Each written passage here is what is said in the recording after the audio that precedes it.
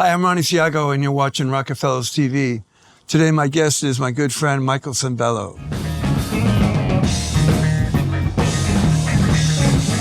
Lovers, keep on loving. Believers, keep on believing.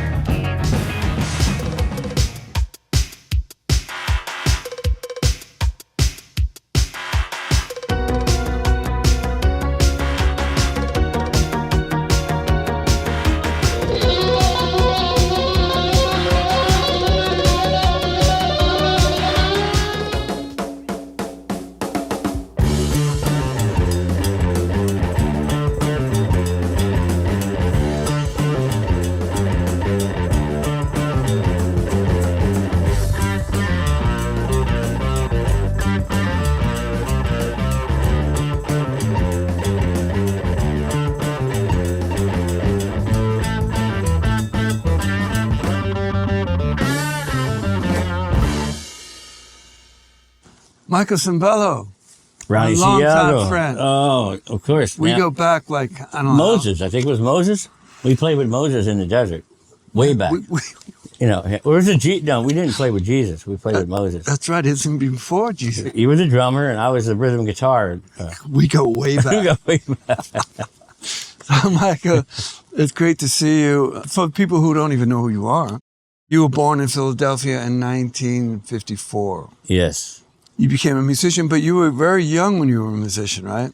Yeah, I started at 9. 9 years old. And then my brother went in the Army, and let me take care of his guitars, And so I'm like, wow, this is great. And he gave me a book. He says, learn a song, right? So I opened the book, and it's just a guy playing chords, his hands, right, moving, and just scribbly notes. I don't know what that is. He goes away, comes home on a 6 months furlough, and he says, play me something. I said, play me a song. He opens up the book. I said, point to any. I thought these were songs, right? I'm playing, and playing these. I like that 13 chord. I didn't even know the names of the guitar, right? And he goes, hold on a minute. He calls my friend. He goes, hey, Chuck, I think my brother's retarded, or he's like a Rain Man. He just memorized the entire chord book for guitar, right? What should I do? So he finally hooks me up with the right teachers. And there's the great Sandoli is like Yoda. You have to study with other teachers. So anyway, I got to go to Pat Martino first, and then I got to go graduate to Sandoli. So that's kind of I was lucky to have those mentors. When did Pat Martino come into the picture? Well, I was playing in this small club, and the saxophone player said, man, you sound like Pat Martino. I said, do you know Pat? He goes, yeah. I didn't know that the sax player was his drug dealer for heroin. I was just a kid, So he says, well, he has to come in and see you, So he says to me, I'll go see if he would like to see you. He said, he's going to come see you at the bar tomorrow. So he comes in, and Pat's like looking at me. And as soon as I see him, I'm like, I'm nervous, like Jackie Gleason. And he goes, drinks his drink, and walks out. I blew it. He goes, no, I'll talk to him. The next day he says, Pat said, hey, come over on Friday. Now he's on heroin, and he's got an aneurysm brewing, right? Oh, no. But I spent 2 years with him, man. It was the most amazing 2 years that I ever spent. And then he had the aneurysm, and he forgot everything, how to play. And so Jennifer Batten, I was working on her album, and she said, let's go see Pat. He's playing. I said, no, man, if he doesn't remember me, it's going to ruin, Well, he did remember me.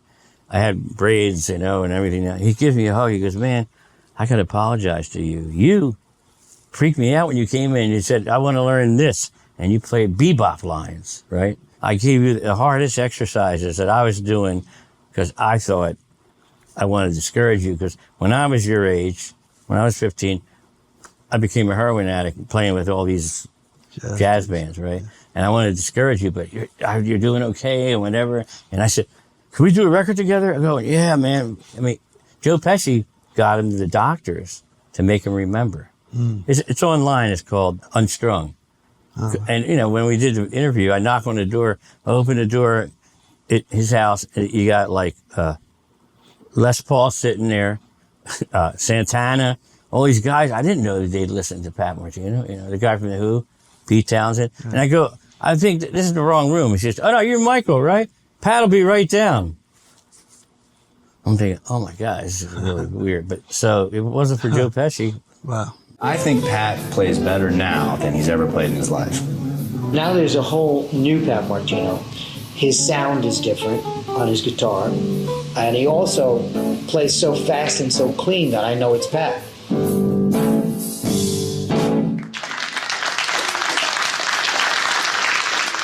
This hand is aggressive and it's thoughtless. This side of me, this hand is the dropout. This hand is the graduate.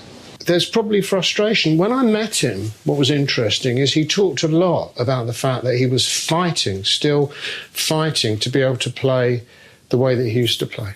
So all those guys wanted to study with Pat? They listened to his music and they were studying like I was. Right. But then I wanted to go to the teacher. Right. And I was like, you know, what can I do? I was like 14 years old, living in my parents' house, studying all this crazy stuff and getting carpal tunnel in the meantime. I didn't know that was going to happen. Oh, really? I'm sure you went to that period, right, when you were young and you just like locked yourself in your room. Especially drummers. You got yelled at a lot, huh? I was playing. My mother used to say, you know, when your parents would say, son, you go practice your instruments. My mother used to say, could you stop practicing? I can't even think anymore. Right. I'm playing like 10 hours a day. Oh, man, I'm lucky because all my family were not, they didn't sing or play. Were really musical people, the old Italians, and my aunts came, I want to play the dun da da da da da. Play Michael Wrote a Boat Ashore. So I'm trying to practice, and they're up in my room. Hey, well, give me some grapes. I just want to be left alone, you know. Yeah. But you know, that's the Italian family, you know. So then, whoa, how did Stevie Wonder? How did that come into the picture? A friend of mine woke me up on a Sunday. And I said, look, he says, we're going to go to the Stevie Wonder audition. I said, no, I'm going to Chick Corea. Miles, man.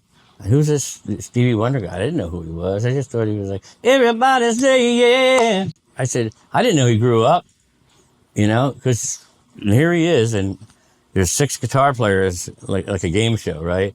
And then the drummers would switch at a time. So next thing I noticed, after 2 or 3 hours, I'm still playing. And these guys have been eliminated. And they'd come in with a Stevie Wonder book.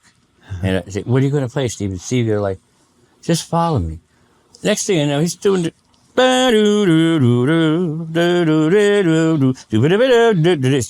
giant steps. Yeah, giant steps. Right, because I'm going, okay, the battle's on, right? And you know, he gets like all crazy, right? And he loses his balance, you know, and he had a glass of wine or something. He doesn't really drink.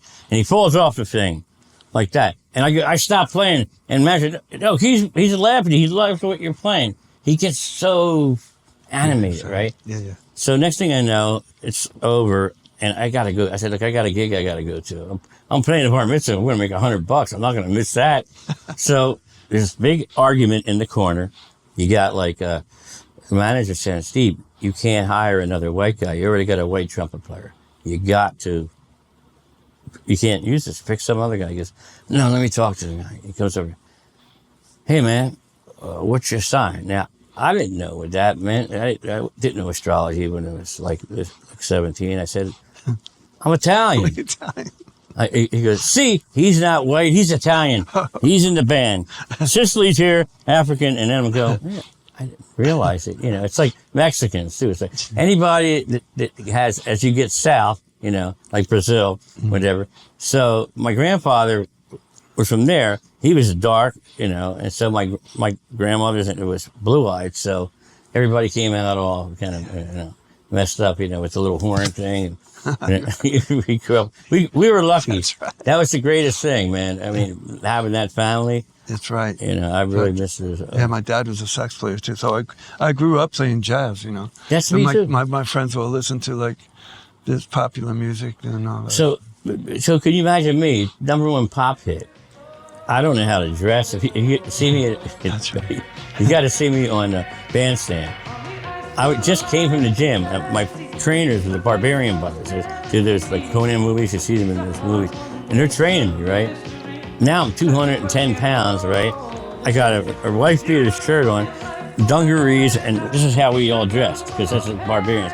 They dressed me up for the, oh yeah, you put these cowboy boots on, you put this on here, and then you didn't. I had a weight belt on, right? And I had George Duke's plexiglass clavinet and another keyboard, and I had my 80-pound plexiglass guitar. So I got all this heavy shit, right?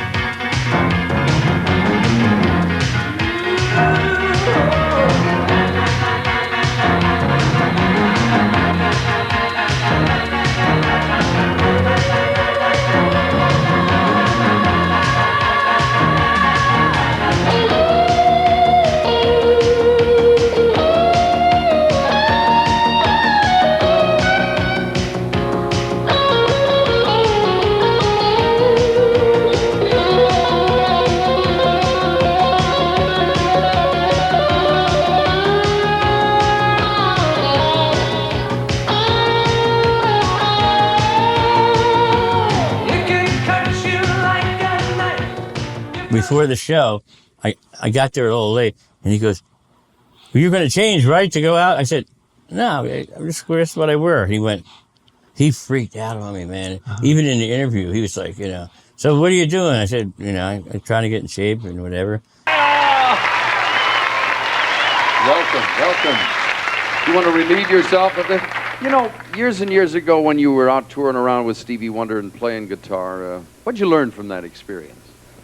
How to eat candy bars and salads.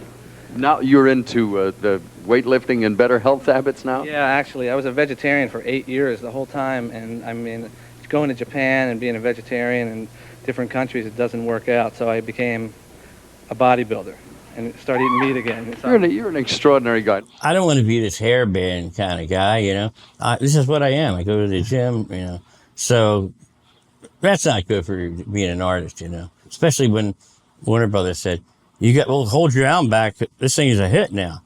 Oh, before you didn't want to put it on the record because it doesn't represent me. Yeah. So the rest is history. And Phil Ramone saved that whole thing. That's got to be the weirdest song in the world, right? Yeah. Well, he went back in and remixed the soundtrack and made it so high that it was breaking speakers everywhere, right? And the movie was dying. As soon as he mixed that up, and he heard the demo of it, Maniac, was me and my partner messing around saying, hey, let's write a song about a serial killer. So it was just something that was added to the tape. Oh, wow. He goes, I need something for this girl going like this, right?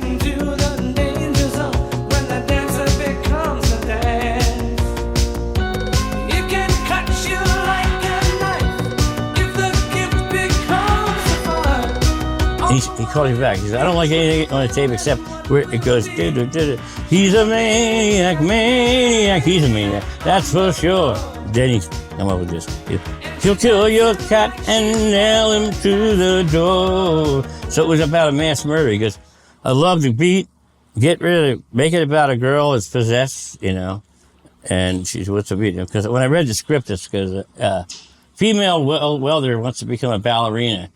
I'm going, yeah, this is really going to take off, Oh, yeah. Phil Collins even got the script. They wanted to use one of his songs. He said, female welder being a ballerina. No, I passed. So years later, they said, what regrets have you had? He goes, only one.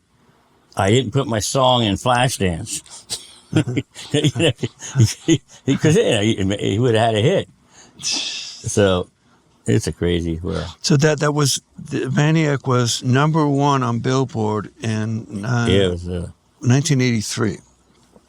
Right. #1, and it was the second best charting song from the soundtrack. Yeah, some kind of, there's so many subtitles that you have. Yeah, Words. biggest single of 1983. Then the internet hit, and everybody started downloading their songs. You with Stevie Wonder, this is after Maniac or before? Stevie's before. You did Songs of the Cave of Life. Yeah. And also I did 2 previous records, Fulfilling This first finale. It was Intervisions, and then you came in? Yeah, Intervisions, then I came in, Secret Life of Plants. Oh, all right. Fulfilling This first finale. Thriller was going on at the same time. Oh, that's another thing I should mention. I had a song on Thriller, right? And, play guitar on some of the other tracks. And halfway through the thing, you can only have 10 songs in each thing because it's a vinyl. Halfway through, Quincy said, we're not going to do the R&B off the wall thing. We're going to do the pop. Him and Rod Temperton. We're going to go pop direction. So my song, I think, is in, right? Next thing I know, Human Nature bumps my song off, right? Carousel was a great song that Mike Sembello wrote, and I just cut a song with his and Donna Summer's album. There was only room in the album for one mood like Carousel or Human Nature. Human Nature was the choice we had to make, But they were hard to give up, It was not like they were songs that were bad songs at all, So we did a thing that Mike Sembello had written this around when he had done Maniac and stuff for Flashdance. I love Sembello. It was just too R&B. So we needed, and then we need, why, tell them that it's human nature, why, they wanted, that kind of a thing. Michael, had it down. So that was great. But then, 25 years later, I played on like 80 songs or something. They're coming out with other songs that he sang on. So my song Carousel is on 25th anniversary, but it was bootleg as a single because they were still doing vinyl. Talk about trying to find royalties for that. It's a whole other thing. I have to hire what's called a royalty bounty hunter. For all you out there, if somebody steals your shit, look up royalty. He's not like Dog the bounty hunter, but he's. Wow. So the song was included on a bonus track on Thriller 25. Oh, yeah, exactly. Okay. Right. So when Michael died, Michael Sembello, Human Nature will come up. That's when it really hit me, man. He's dead, man. But that's another story. He might not be dead because when I produced Jermaine Jackson too. Remember? Why don't you do what you do when you did what you did to me? Right? Yeah. Did that. And he was looking through a book of islands in Indonesia. I'm going like, what's going on? He says, well, we're thinking of buying an island. I say, man, that must be expensive. He goes, no. Some of them go for just $1 million, and then you work on it. Somebody said Michael got out, went into a hotel, and it was him. I mean, he might have taken it down by now. Plus, he was at his own funeral as an old lady. Now, I'm not saying this is actually really happening because I don't want the Illuminati coming after me. But Prince, put slave on his forehead, and they didn't like that too much. So that should be investigated. I don't know anyway, but that's a whole nother story. That's a whole other story. Wow. So Michael, let's talk about some of your solo records, which you have a few. Yeah. Bossa Nova Hotel. Right. 1983, Gravity. 1985. I've also sung on many people's records as an artist, like Brian McKnight, did a duet with him, and Sergio Mendes. And Sergio's song was climbing the charts at the same time as Maniac. So I never saw a chart before because I'm not doing this for money. Let me talk to the people here. If you're doing this because you think you're going to be a rock star or whatever, and you get the chicks, you got to do it because you want to get better at what you play.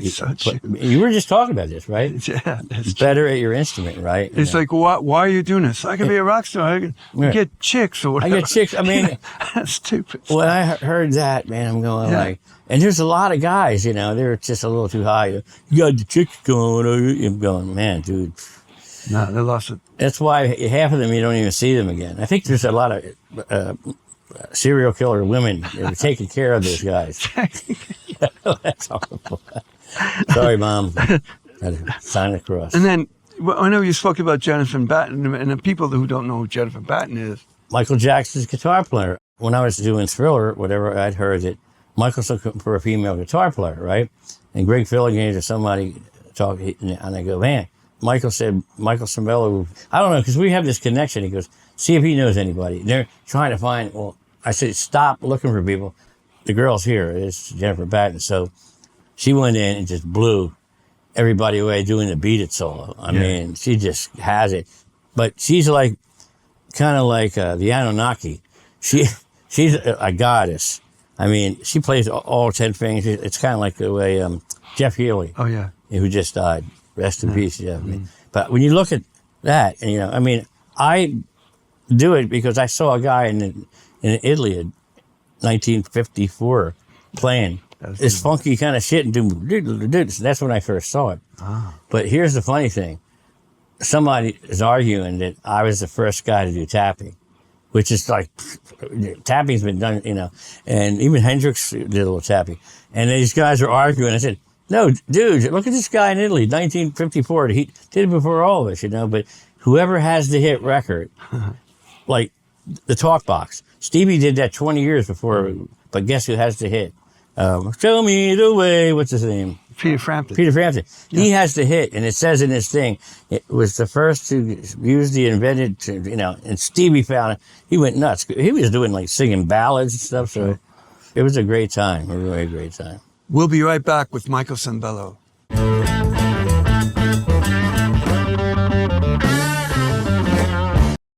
Time to get your rock on with Rockefellas TV. You can now watch Rockefellas TV on any smart TV and smart devices.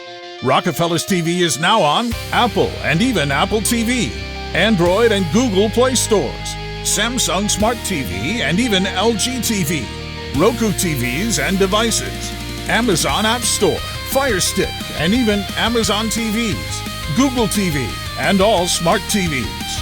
Simply go to your smart device app store and download Rockefellas TV.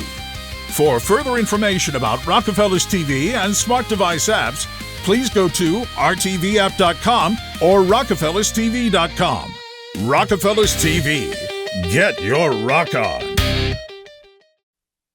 Take your brand national with Rockefellas TV and AMG Outdoor Advertising. It's easier than you think. Join the thousands of advertisers who have built their businesses reaching America's most influential audiences. Be creative. We can help. Rockefellas TV and AMG Outdoor Advertising starts here. Advertise with us today. Is your business lost in the desert? Tired of dull billboards? Want your business to shine? Visit amgbillboards.com. Take your advertising to the next level. amgbillboards.com.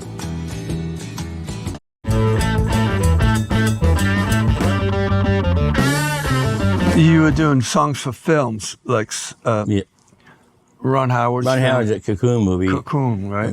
Song. He produced the whole thing, and because they give you like $20,000 or something for a budget or whatever. What you're about to see is a dramatic recreation of the bizarre events which led to the disappearance of Michael Sembello. In some ways, I feel responsible for what happened, since Michael was working on a song for a movie I directed, Cocoon, when something just went wrong. Michael loved Cocoon. He seemed to identify with it in a very intense, almost unnatural way. This was Michael Sembello. The actor that we found to portray Michael in this film bears an uncanny resemblance. Cecil?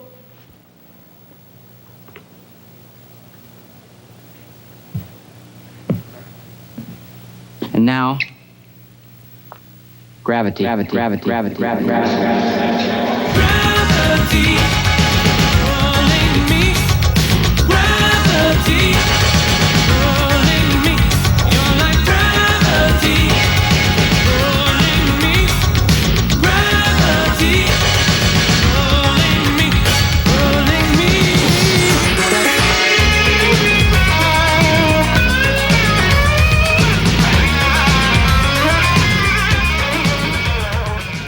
when I got Phil Ramone to produce the record, they said, "How did you get Phil Ramone?"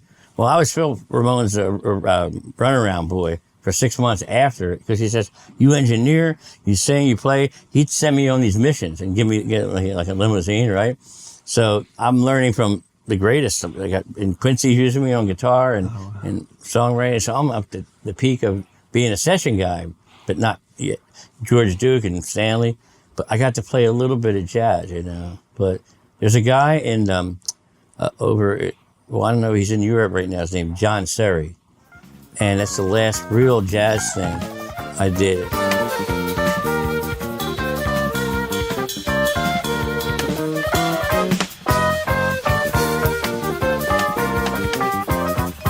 All the charts were written out.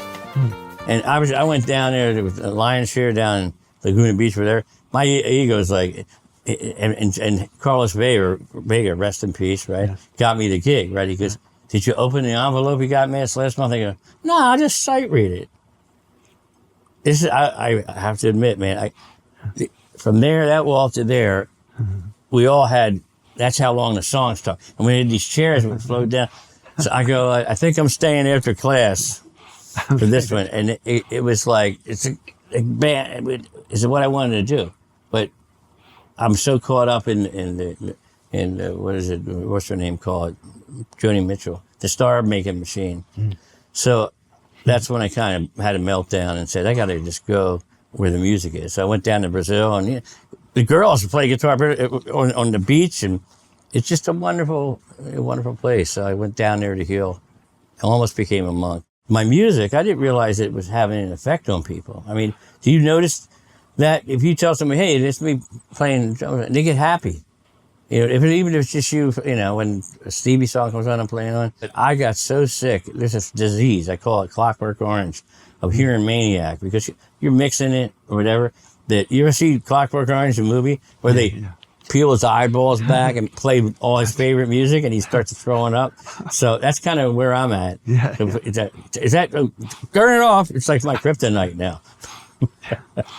But you did Maniac in the jazz version, which I really love that. Yeah, well, that's how it should be. You know? And when we played live together, we did that. We did that Maniac version, and I go, oh man. Anything to do with that song or play, it's like I deleted it. You know, I've done all these things, but it got so overwhelming.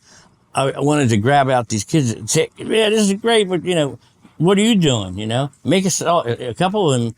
You know, there was one at a contest, True Fire, beat Sembello solo or beat whoever. But it's so amazing. I don't want to disturb their school, you know. So what? I played it this way, you played it that way. But I like the fact that they don't care. I don't want to be remembered.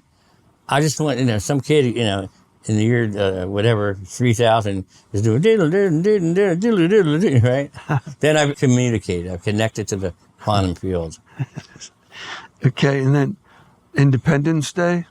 Yeah, just little soundtrack stuff. I got into like another movie, did most of the music for that, was Salsa.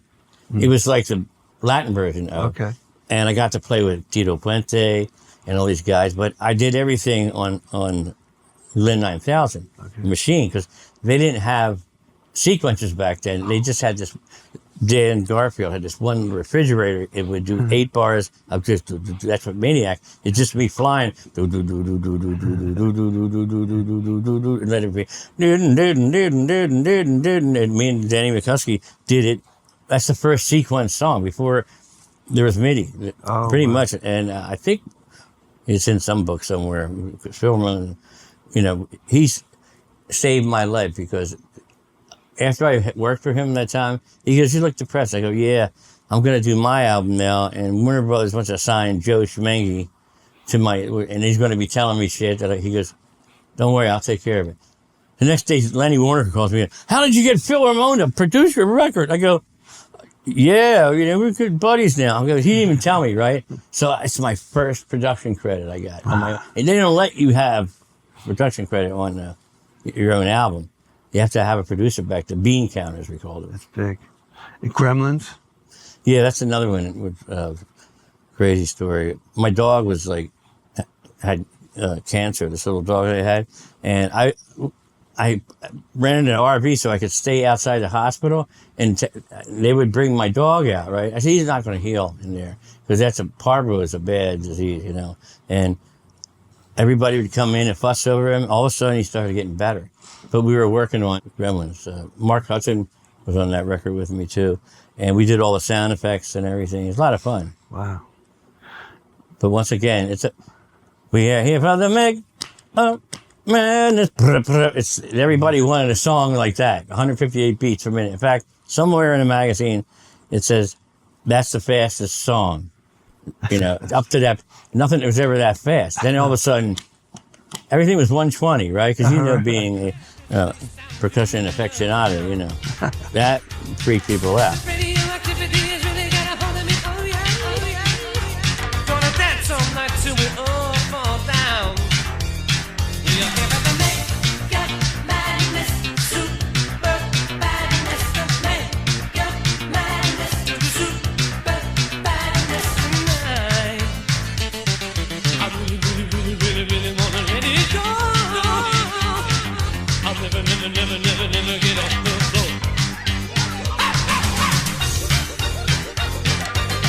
Flat 5 chords and all that. If it wasn't for that movie, and Phil Ramone needed something for the ass, that's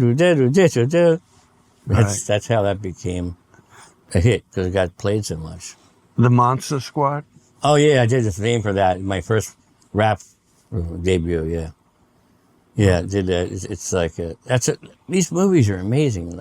Like The Big Green, I did. It's these kid movies where they're fat and they're ugly. It's the same thing as what we're going through, but what they're going through at that age, I also did scoring. So I was just in hog heaven, but I'm still not doing my record. Yeah, so you get an agent, or who was asking you to write some music for the movie? The music supervisor, Dick Rudolph. Supervisor. Dick Rudolph wrote, "Loving You Is Easy." That's his wife, was Minnie. Okay. So he got into songwriting, but he says, dude, we can't get the rights to a lot of these songs, and I know you could just do they would temp a song in, right? Like this song by Desiree. You gotta be strong, you gotta be you gotta be wiser. That song. So we need this tempo, because when the chorus has to hit here. So I wrote a song. I believe in you.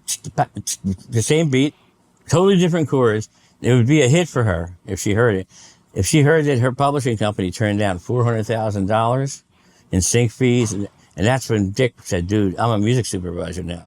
I can get you like all kinds of, I said, fuck, writing a hit record, man. Mm-hmm. I get and so I did that track in 24 hours, right? And instead of charging $400,000, Dick says, we'll start low. $50,000, that's pretty good for a night's work. Dude, bring it on. So, Michael, you did a concert in Santa Monica, and it's called The Bridge. Yeah. And what did Stevie Wonder have to do? You kind of sponsored it? Or? Yeah. I'm very inspired by his philanthropy, right? And I said, hey, I'm doing this thing to raise money, and it was basically, were we in front of the Queen Mary? Or I did 2 of them. I'm not sure if it's Santa Maria, I did one, and did one in front of the Queen Mary. Okay. So it's kind of like I was mirror imaging WOMAD, what Peter Gabriel did. He'd have these little tents like Africa, and the kids could go in there and meet, there'd be food there. Yeah. So I wanted to have a multilingual band. So Daniel Jobim, the great, the grandson of Antônio Carlos Jobim, singing in Portuguese and English, and then Edu Falco, and then the great Paulino de Costa, man, playing with us, and Stevie's hosting it, and and Lionel Cole, another great keyboard player, and Randy Waldman, of course, doing the orchestra and everything, and we had Gina Haley on backgrounds, and Tata Vega, just like a whole host of Joe Beam, my ex-wife, we don't want to Gina Haley, an old friend. No, but then you got Vinnie Colaiuta on drums, man. Yeah. And it was just awesome. The drum solo that they do together, you got to check it out.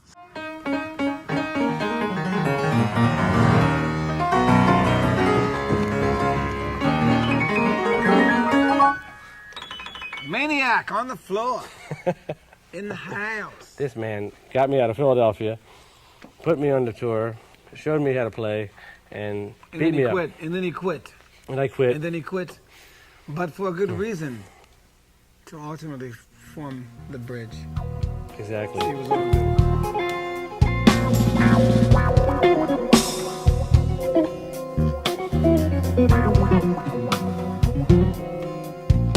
Just a steel town girl on a Saturday night, looking for the fight of the line. In the real-time world, no one sees her at all. They all say she's crazy.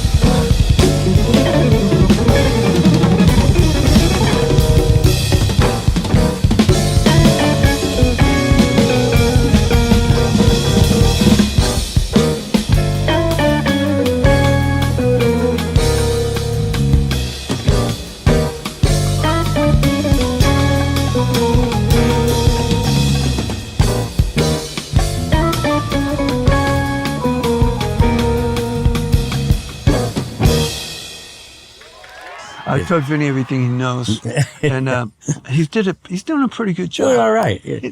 Him and some of my friend who got drunk said, "I'm a rock player. I hit harder than you, right?" He goes, "Okay, punch me in the stomach." And he said, he punches it right. He says, "Now let me punch you in the stomach." He goes, "Okay," broke his rib. Who hits harder now? It's kind of like that scene in Rocky. What was it? It's not how hard you hit. It's how well you can take a punch, you know? So he just, oh, it's funny. I love that film. It's great, a great film. It has a great message. Yeah.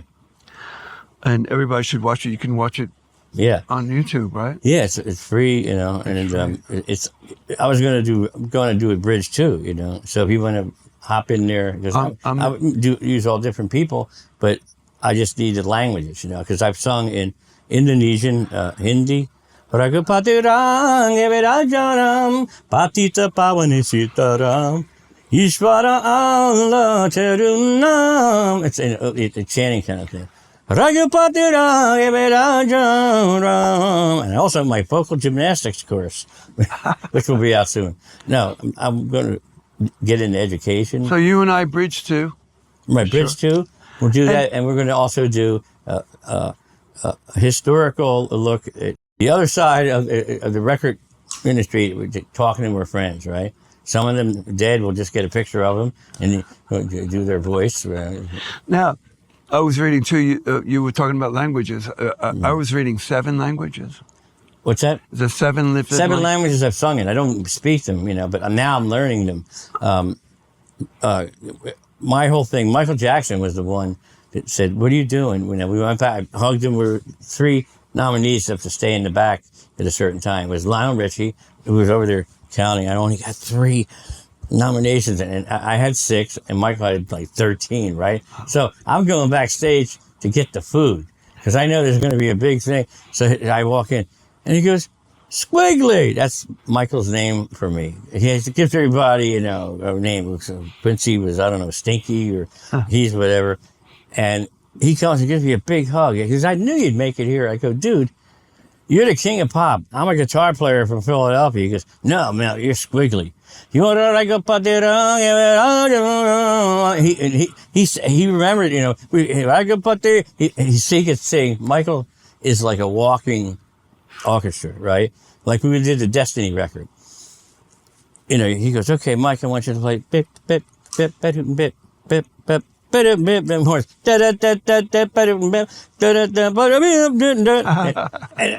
It's right. And Greg Fillinghane starts playing a bass part and whatever. You give a shout out to Greg, because I don't think he got credit on it. Anyway, but we had so much fun. Yeah, well, Quincy saw him and go, "Whoa, this guy is good." Yeah, but see, when he found out I could write or whatever and play guitar, and I realized working with Quincy was amazing too, but he would come in, be on the phone, and I'd come in and I see Mike Landau, you know, Lukather, he's got 10 guitar players, and I go, "What do we want me to play?" It's like, it's written down, right? Just play that. I said, "Well, let me hear Landau." Let me hear Lukather. And it's just that one thing all the way through the song. I'm going, well, how about if I went, he comes, no. I want it to be whimsical, but funky, but play those exact notes. So I'm getting ready to, like, you know what? I'm going to throw a piece of pizza at your head, like Lukather used to do. And Bruce Swedien looks at me, he goes, I'll have a cookie, Mike. And he gives me a cookie, he's telling me, chill out, just do what he wants, and put something into it, I said, I'm just like this kind of a player. I'm a shoegazer, unless I'm on stage or whatever. So Butchie comes in, he goes, make it more green too. And so I got, had a little wah-wah, that's it, record him. Yeah. Now, they did the same thing, but their heart wasn't in it. I knew he was looking, True. And I was going, I could I twisted it around a little bit, but that's what I learned from Quincy. And Michael says, you need to do that foreign language thing. I said, I'm in trouble. I want to sing in Indonesian, but I can't find lyricists. And my publishers, they just bootleg everything now. I said, I just wanted to start there. So Michael said he'd help me. And I said, hey, see what you can do. He calls his publisher. Of course we'll get a lyricist for Michael Sembello, He had to get somebody from Indonesia. So I worked over the phone. And then Japanese, we did the bridge thing, and I taught Toshi Kubota the English version of the song, and I sang the Japanese. He taught me with Marito Suzuki, my other great friend who wrote the lyrics to the songs and stuff. And so that's 2 languages down. Then, of course, Italian, Spanish,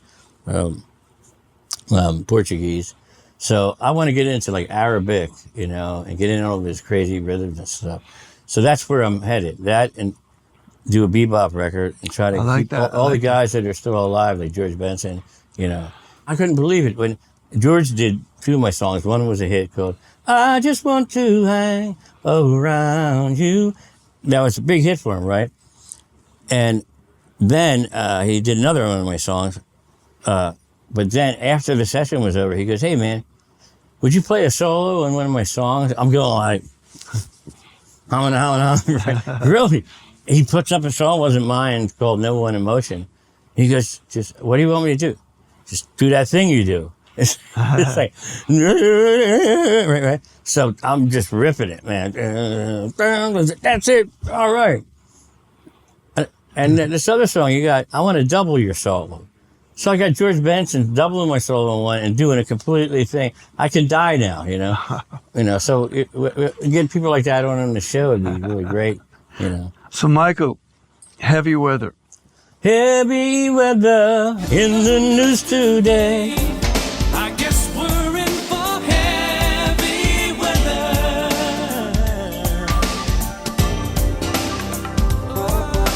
In the world today, we're heading for some heavy weather.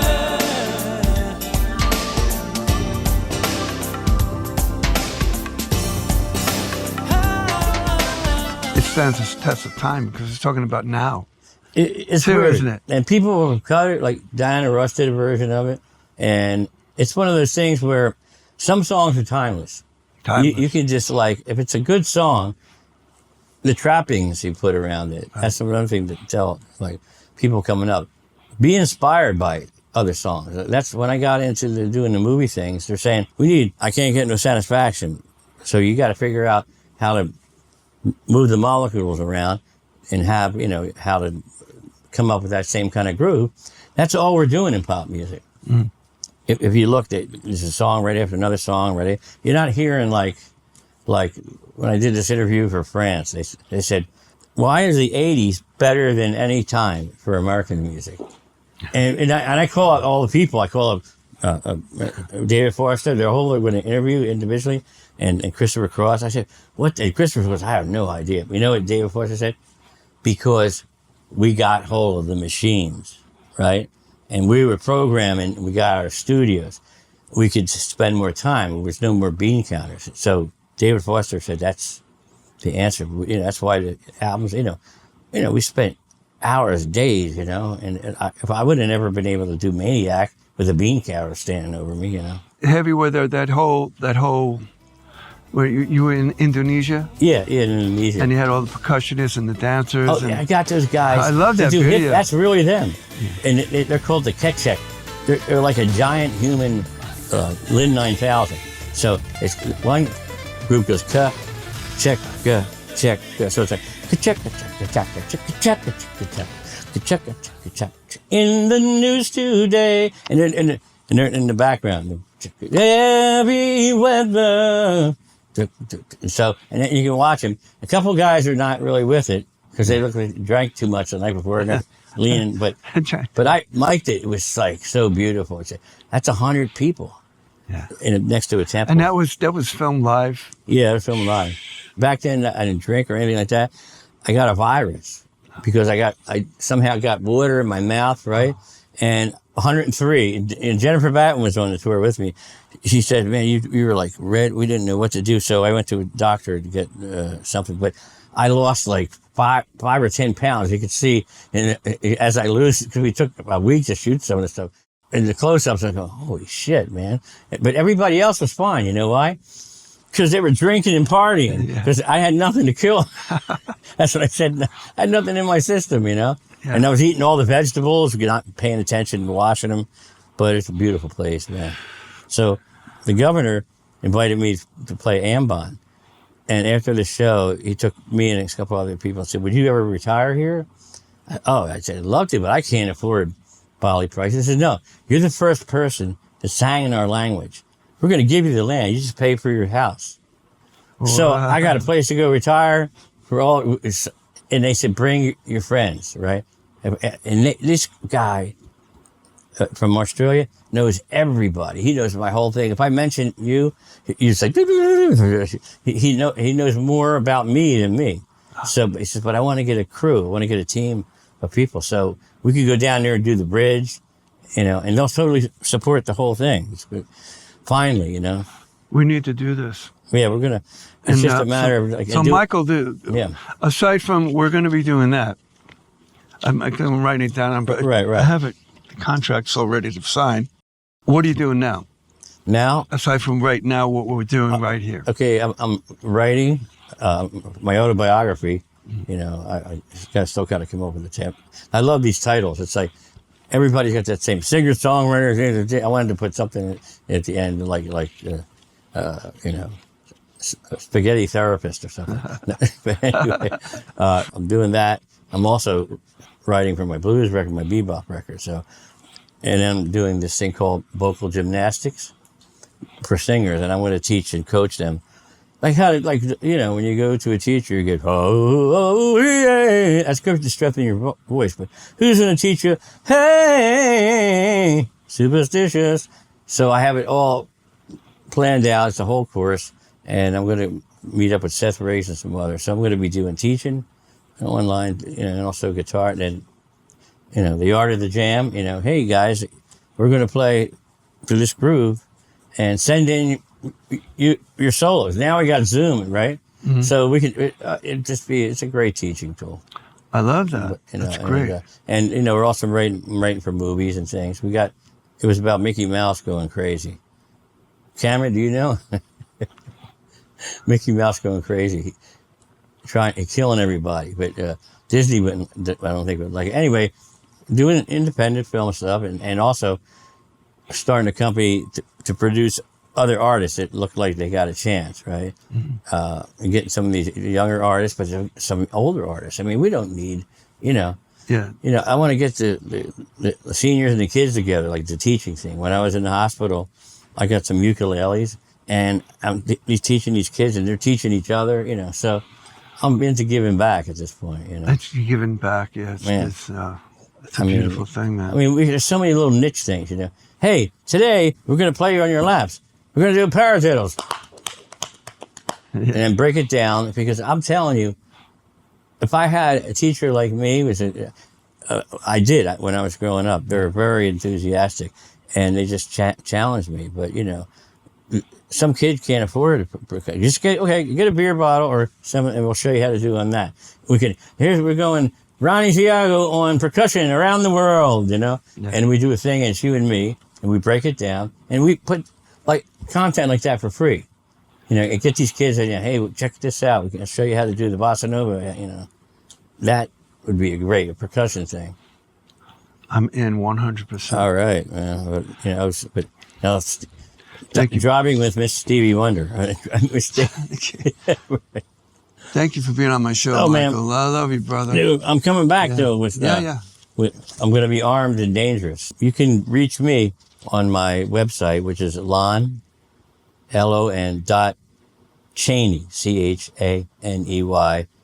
at iCloud.com. Looking forward to hearing from you. We'll see you next week on the Ronnie Ciago Show.